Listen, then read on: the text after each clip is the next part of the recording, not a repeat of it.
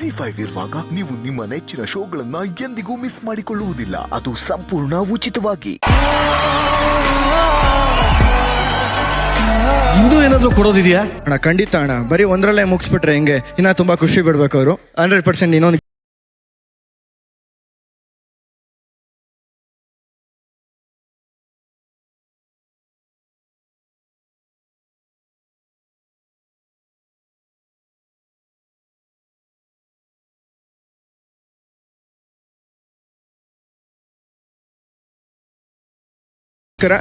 ಇದನ್ನ ತಿಂತ ಅವ್ರನ್ನ ನಾನು ನೆನಪಿಸ್ಕೊಬೇಕು, ಇದು ನೋಡ್ತಾನೆ ನಾನು ನೆನಪಿಸ್ಕೊಬೇಕು. ಅದಕ್ಕೋಸ್ಕರ ಈ ಹೂವು, ನಾನು ಹೂವು ಬಗ್ಗೆ ಮಾತಾಡೋದು ದೊಡ್ಡವನಲ್ಲ, ಯಾಕೆಂದರೆ ರವಿ ಸರ್ ಇಲ್ಲೇ ಕೂತಿದ್ದಾರೆ.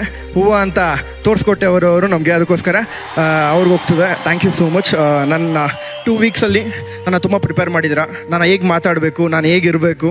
ಸ್ಟಾರ್ಟಿಂಗಲ್ಲೇ ಬಂದಾಗ ನಮ್ಮ ಬಾಸ್ ಅಂತ ಹೇಳ್ತಿದ್ರು, ರಕ್ಷಕ್ ಚೇಂಜಸ್ ಕಾಣಿಸ್ಬೇಕು, ಯಾಕಂದರೆ ಎಲ್ರಿಗೂ ಒಂದೇ ಆಟಿಟ್ಯೂಡ್ ಇಷ್ಟ ಆಗಲ್ಲ, ಚೇಂಜಸ್ ಬದಲಾವಣೆ ಇದ್ದರೆ ನಿಮಗೂ ಒಂದು ಖುಷಿ ಅನಿಸುತ್ತೆ ಅಂತ. ಆ ಖುಷಿ ನನಗೆ ಇವತ್ತು ಬಂದಿದೆ ಬಾಸ್. ಖಂಡಿತವಾಗ್ಲೂ ತುಂಬ ಖುಷಿ ಅನಿಸ್ತದೆ. ಮೊದಲನೇ ಗಿಫ್ಟ್ ಆಯಿತು, ಇದು 2ನೇ ಗಿಫ್ಟ್ ಇವ್ರಿಗೆ.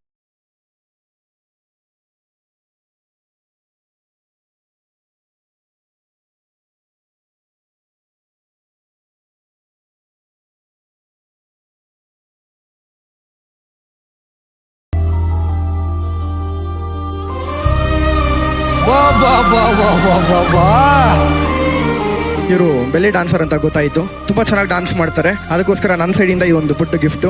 ಇದನ್ನು ತುಂಬ ವರ್ಕ್ ಮಾಡಿಸಿ ತೊಗೊಂಡು ಬಂದಿರೋದು. ತುಂಬ ಖುಷಿ ಅನಿಸ್ತದೆ.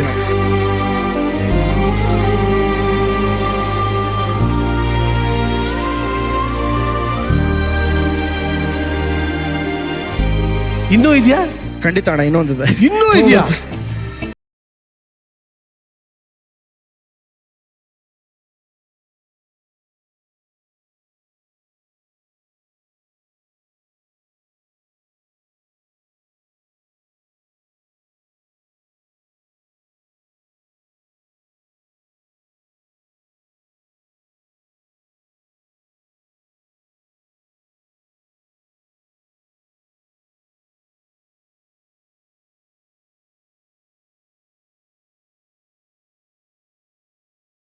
ಹಗ್ ಮಾಡ್ಬೇಕನ್ಸ್ತಿದೆ, ಅಷ್ಟು ಖುಷಿ ಆಗ್ತಿದೆ.